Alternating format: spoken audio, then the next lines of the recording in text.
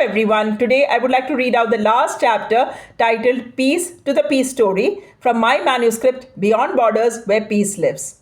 Stories of peace were being woven across the world. The wind carried them gently from land to the lady, the scribe, who listened and wrote patiently. She wrote, "Dear readers, have you ever wondered what peace really looks like? I see it every day at my window, and every character in the story sees it too, each weaving their own small story of peace for the world. If you ask me, is the world peaceful? I would say yes, and many like me would say the same. It all depends on how you look at it. Like a glass filled halfway with water, some see it half empty, others half full. I choose to see it half full. Would you like to see what a peaceful world looks like? Come, let me take you on a journey through this manuscript.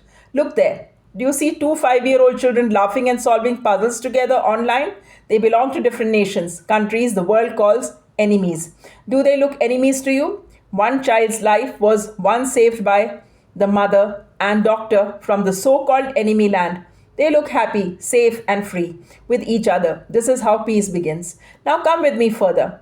Do you see that rainy night? The flood, the cave. Soldiers from opposing lands stood trapped together. They dropped their weapons. They reached out their land. They saved one another. The world may call them enemies. I call them friends from the land of friends. And now, those whom the world fears the most, machines of terror, stripped of humanity by labels. I see something else. I see humans, once consumed by fear, now forced to confront life itself.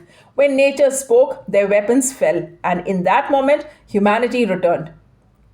People say that the land, wind, the sea do not speak, but they do, sometimes softly, sometimes in anger, through earthquake, storms, floods. Not to destroy, but to remind humans to let go of destruction. No one is born violent. Circumstances shape people, and love, compassion, and ethics can reshape them again. If we look honestly, there is a small terrorist inside all of us. In our lies, our dishonesty, our selfish choices, before we label others, we must ask ourselves, are we living ethically? If we cannot uplift someone, let us not pull them down. Now look again. Do you see that land filled with factories, farms, and floods? It was once a famine-stricken, war-torn place.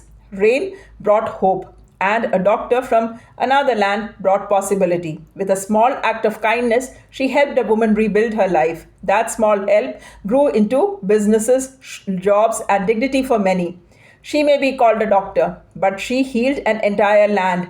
She never knew the full impact of her kindness. This is how peace works. Come further. Do you see that timid woman exercising quietly?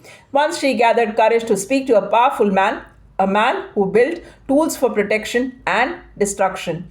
Ordinary and extraordinary met there, not as status, but as humans. This is another form of peace. And now, do you see that teenager waiting for a message? Watch her face light up. Months ago, she was broken, hopeless, lost. Today, she learns, she dreams, she writes. A stranger guided her, cleared her doubts, believed in her. The world tried to separate them, labeled them suspicious, but they shared no secrets, only stories of peace. She wrote about 7 sisters, lands, faith, culture, living together in trust. Some call it fantasy, but I meet those stories every day at my window. Tell me, is peace a fantasy or is it a choice? Reality and fantasy are separated by just one flip of a coin. Ethics and courage decide which side we live on. Now look one last time. Clean land, smiling faces, no hunger, no fear, borders fading away. A white umbrella of peace covers land, people, wind, and sea. The wind moves freely, like a liberated bird in the sky. Do you want to live in a paradise? You already do. All it takes is a small shift in attitude for you and for me.